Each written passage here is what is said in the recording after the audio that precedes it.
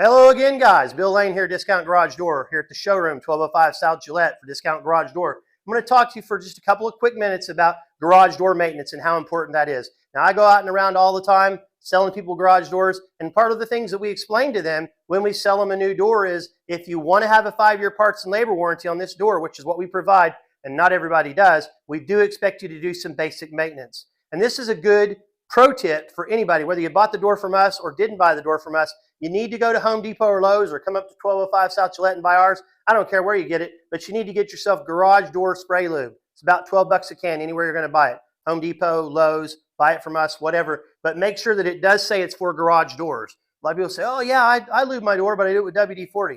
Not the greatest of ideas. Maybe better than keeping it bone dry, but not the greatest of ideas because WD-40 will collect dust. This stuff will fight off and combat the dust and keep this garage door moving like it should be. So you may say to yourself, well, where do I want to put it?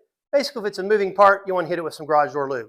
So you just want to take this garage door lube, hit your hinges with it, all up and down the door, and then go over here to your track. You're going to have, now when we sell you a door, typically it's have nylon coated steel ball bearing rollers. You can't get a better roller than that. You want to hit those rollers just in the track.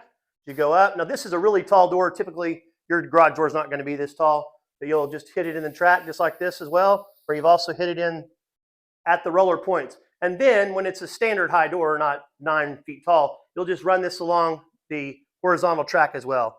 And then most people can then turn around and run along the top of the door. If you kind of aim up that way, Nicole, you can see there's a double set of springs. You'll want to hit those springs with some of this lube as well. And then one last place to use this lube on is the rail itself on the motor.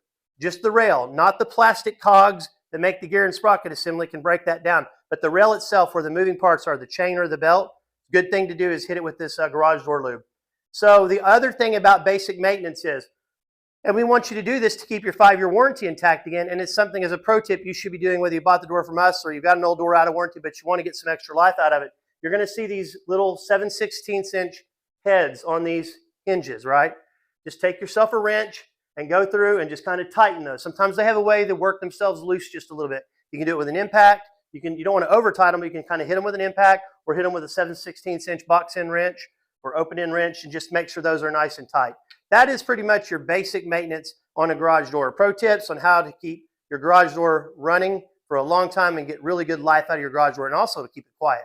Won't wake you up in the middle of the night. Now, you might not want to do all this if you got teenagers trying to sneak home in the middle of the night. I'm just saying. Your call.